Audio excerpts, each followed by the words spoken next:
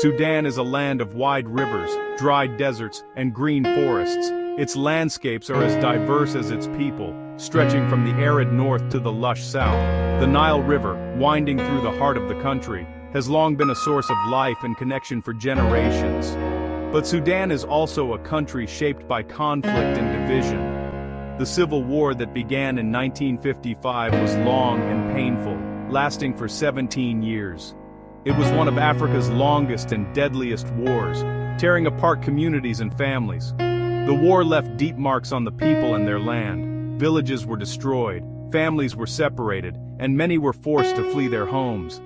Even today, Sudan still faces many of the same challenges: poverty, displacement, and the struggle for unity. Understanding the roots of the first civil war helps us see why peace has been so hard to find. The war was not only about soldiers and battles, but also about identity, resources, and the fight for equality.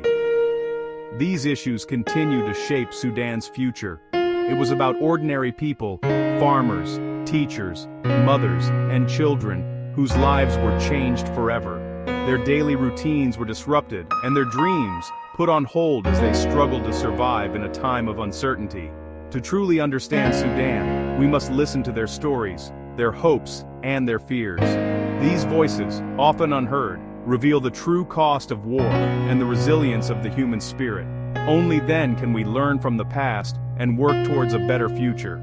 This essay tells the story of Sudan's first civil war. It explains why the fighting started, how it spread across the country, and what it meant for families caught in the middle of violence and uncertainty. It also explores the fragile peace that followed, the ongoing challenges, and the lessons we can take for today.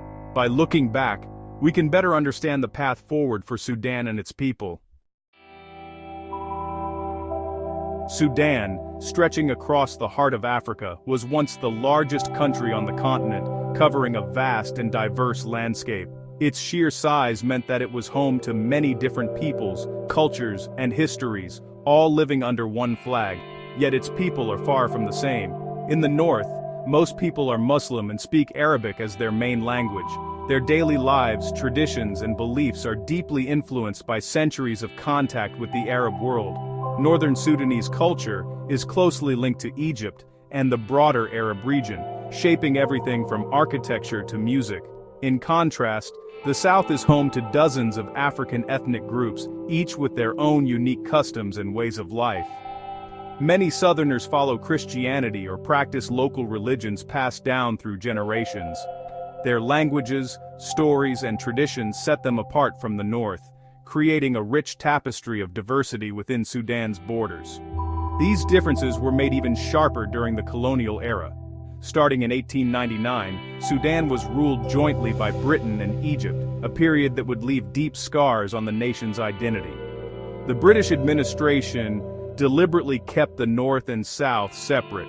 Most schools, roads, and job opportunities were concentrated in the North, giving it a clear advantage in development and education. Meanwhile, the South was left isolated and underdeveloped, with few resources or opportunities. This policy of divide and rule planted seeds of mistrust and resentment that would last for generations. When Sudan finally gained independence in 1956, there was a wave of hope across the country. Many in the South dreamed of a new era, where they would have a fair share in the nation's future. They wanted better schools, access to healthcare, and respect for their languages and cultures. But beneath the celebrations, many feared that the new government, dominated by Northern leaders, would continue to ignore Southern needs and voices. As independence arrived, hope was mixed with anxiety and uncertainty. People across Sudan wondered if true unity was possible, or if the old divisions, deepened by colonial rule, would only grow stronger in the years to come. The first shots of the Civil War rang out in the town of Torit in August 1955. Southern soldiers, afraid they would be sent north and replaced by Northerners, rebelled. Their fears were not new. Many Southerners worried that independence would bring even less control over their own lives. The mutiny was quick and bloody. Fighting spread to other army posts in the south. Northern officers and some civilians lost their lives. The government's response was harsh. Reprisals fell on southern towns, and many were killed or arrested. The trust between North and South shattered overnight. For ordinary people, the mutiny changed everything. Families hid in fear, shops closed, and markets fell silent. Hopes for a peaceful new nation seemed to slip away. Many Southerners felt they had no voice. The seeds of rebellion were sown in the pain and anger that followed. After Torit, the conflict did not stop. Small bands of rebels began to fight in the countryside. The government sent more troops south. Villages were burned, and people ran for their lives. The fighting spread from town to town, touching more families with each passing month. Civilians suffered most. Many lost their homes. Crops burned in the fields, and food became scarce. Schools closed, and children could not learn. Some families were forced to choose, stay and risk violence, or flee and face hunger and disease. Southern towns emptied as thousands walked into the forests or across borders. The government tried to control the South with force, but violence often brought more anger. Each new attack pushed more people to support the rebels. Even those who did not want to fight were drawn into the conflict simply by trying to survive. In 1958, the army seized control in Sudan's first military coup, marking a dramatic turning point in the nation's history.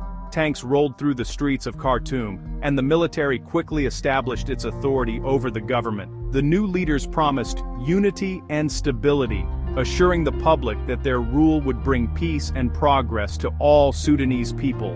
But in the South, the idea of unity carried a different meaning. Many Southern communities worried about what this new order would bring. The government soon banned Southern political parties, silencing voices that had once spoken for local interests, and increased control from Khartoum, centralizing power in the hands of Northern leaders. Arabization policies followed, making Arabic the official language of schools and government offices, replacing local languages and traditions in daily life. Islamization soon followed, as Islamic laws and customs were pushed onto the mainly Christian and traditional Southern communities, creating tension and resentment. Southern people felt their culture, beliefs, and way of life were under attack, as their traditions were increasingly marginalized. Teachers and officials from the North replaced local leaders, often ignoring local customs and needs, deepening the sense of alienation. Many Southerners lost jobs or were forced to change their way of life, as opportunities became scarce and discrimination increased. Some were arrested for speaking out, their voices silenced by harsh crackdowns and fear of punishment. The gap between North and South grew wider with each new law. Still, resistance grew as people refused to give up their identity. People met in secret to plan, risking their safety to organize and share ideas for a better future. Songs and stories kept their history alive, passing down memories and hope from one generation to the next. Even in the face of repression, hope remained strong. Communities found strength in unity and resilience. Many believed that they could fight for a better future, one where Southern voices would finally be heard and respected, and where justice and equality could become a reality for all. As violence and repression continued, Southern fighters began to organize. The Anyanya movement took its name from a deadly local poison, symbolizing resistance. Young men and women joined its ranks, some out of anger, others out of desperation. They wanted freedom and respect for their way of life. Anyanya was not one army at first. Fighters hid in forests and swamps, striking government posts and then melting away. Over time, leaders brought the groups together. They set up camps in neighboring countries like Ethiopia and Uganda. These countries gave them shelter and sometimes weapons and training. Support from outside helped the movement survive, but it was the determination of ordinary people that kept hope alive. Even as villages burned, families found ways to share food and news. The struggle was not just for survival, but for dignity and a place in their own country. War does not only hurt soldiers, it tears families apart. During Sudan's first civil war, millions of people were forced to leave their homes. Some walked for days with nothing but the clothes they wore. Mothers lost children to hunger and disease. Fathers went missing in the fighting, villages once full of laughter grew quiet, schools and clinics disappeared, many children grew up knowing only war. They learned to hide at the sound of gunfire and to mourn lost friends. But even in the darkest times, communities tried to help one another. People shared what little they had: food, water, and shelter. Despite everything, some families returned home when fighting stopped, only to begin again when violence flared. Many never found their loved ones. The trauma of war left deep wounds. But stories of survival and kindness showed the strength of Sudan's people, even in the hardest moments. By the early 1970s, both sides were tired. The war had dragged on for 17 years. Many leaders in both North and South began to talk of peace. In 1972, after long negotiations, they signed the Addis Ababa Agreement in Ethiopia. The deal promised southern Sudan a degree of self-rule. It allowed the South to run its own schools, police, and government, and to keep its languages and customs. For the first time in years, families hoped for an end to violence. Southern leaders returned from exile. Schools and clinics reopened. Some displaced people went home. Yet peace was fragile. Many promises depended on trust, and after so many years of fighting, trust was hard to rebuild. Still, the agreement brought quiet to most of the South. It offered a chance to heal and rebuild. But deep problems remained: poverty, old wounds, and the memory of war. Sudan's first civil war was a tragedy. It showed how old divisions, if not healed, can lead to great suffering. The war left scars on families and on the land itself, but it also showed the strength of the people who lived through it, their courage, their kindness, and their hope for peace.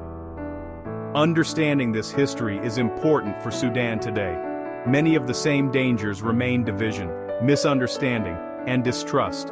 By remembering the lessons of the past, future generations can work for a more united and peaceful country. The story of Sudan's first civil war is not just about war, it is about people who refuse to give up on peace, even in the hardest times. Their story reminds us that hope is always possible, and that peace must be built, one step at a time.